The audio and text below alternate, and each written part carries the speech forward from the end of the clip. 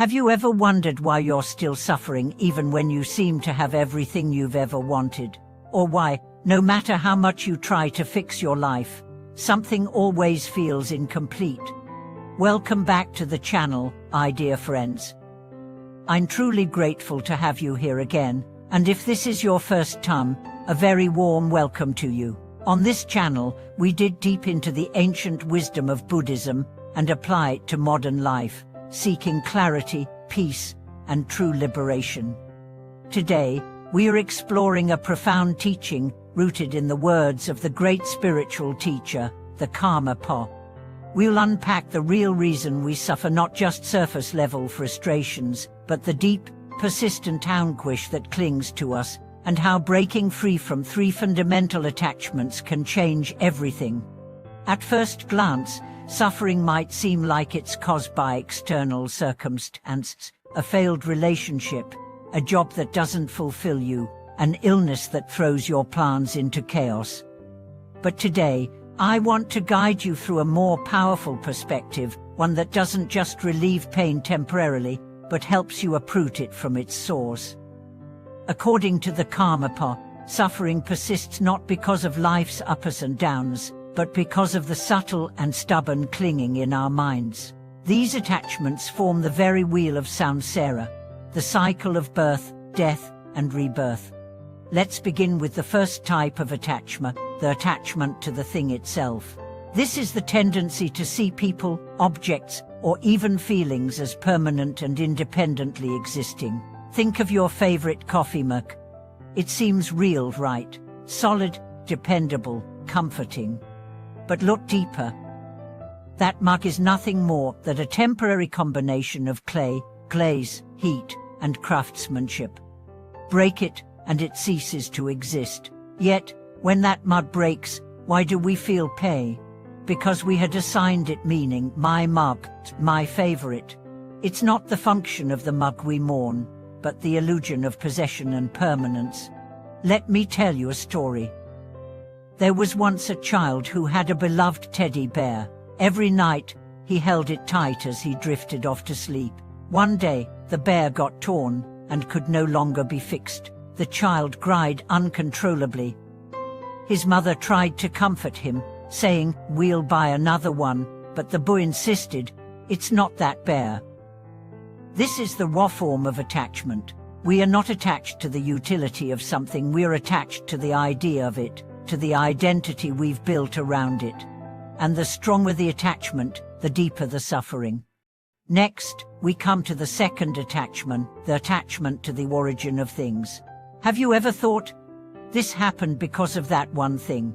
Maybe you believe your unhappiness is because your parents didn't love you right, or because you didn't go to a good school, or someone sabotaged your career.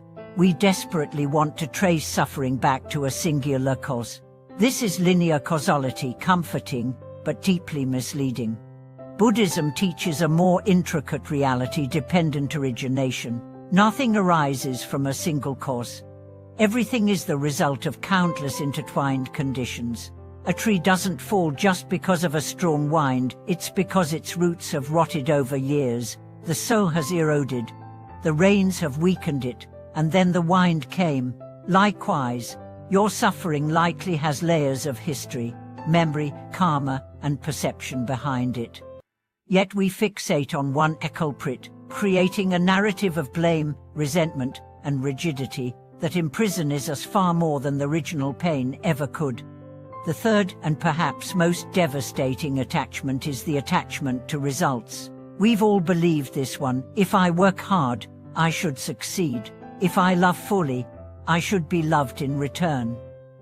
If I give my best, life should reward me. But reality is rarely that tidy. Sometimes we work for years and never see the result we hoped for. Sometimes love isn't reciprocated. Sometimes, despite our best efforts, things fall apart. And when they do, the pain is intense, not because of the failure itself, but because of our expectation. This attachment is perhaps the most subtle, because it's dressed as hope, ambition, and optimism. But the truth is, it's a trap. When we tie our happiness to outcomes, we're setting ourselves up for constant disappointment. Buddhism invites us into a different mindset. Sow the seeds, but let go of the harvest. Act rightly not for reward, but because the act itself is pure and worthy. Consider the wisdom of the great master Gampopa. When his disciple asked about the root of samsara, many teachers said ignorance. But Gampopa pointed straight to his student's thoughts and said, "Your thoughts are the root. That's it. The thoughts we chase, believe, and attach to, they are the cords that bind us to the wheel of suffering." You might wonder, what does this look like in everyday life? It's that day you couldn't stop replaying an insult in your mind, not because it hurt, but because you clung to the belief that ties should be respected, or the heartbreak that lingered not just because of the breakup, but because you believed we were meant to be together, or the moment you gave up on a project because it wasn't going as planned. These are the micro-attachments that build the architecture of our suffering. Letting go doesn't mean not caring. It means seeing clearly, acting wisely, and not binding your self-worth or peace to shifting suns. Can you practice effort without obsession? Can you love without demand? Can you offer without expectation? This is the path to freedom. Throughout this exploration, what I hope to convey is not just philosophy, but a way of living that breathes compassion, clarity, and courage. We are not at the mercy of fate. We are the authors of our release. Every moment of suffering is a signal not that something outside is broken, but that we are holding too tightly inside. In a world that encourages constant striving, it may seem counterintuitive to let go, but letting go is not giving up.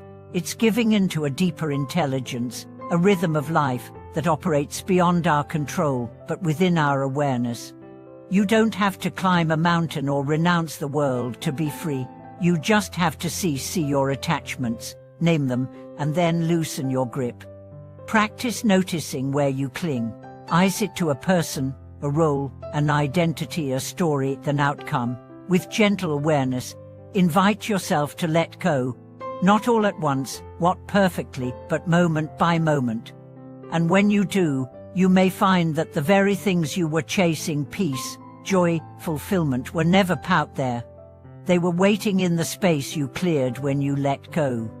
Thanks for watching this video.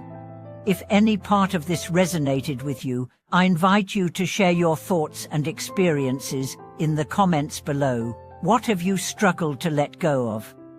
What attachments have shaped your journey? Your story may just be the light someone else needs. If you found this helpful, please like, share, and subscribe to the channel. Your support helps us continue to explore these timeless teachings and bring clarity to more hearts around the world. Until next time, take care of your heart and keep walking the path of wisdom.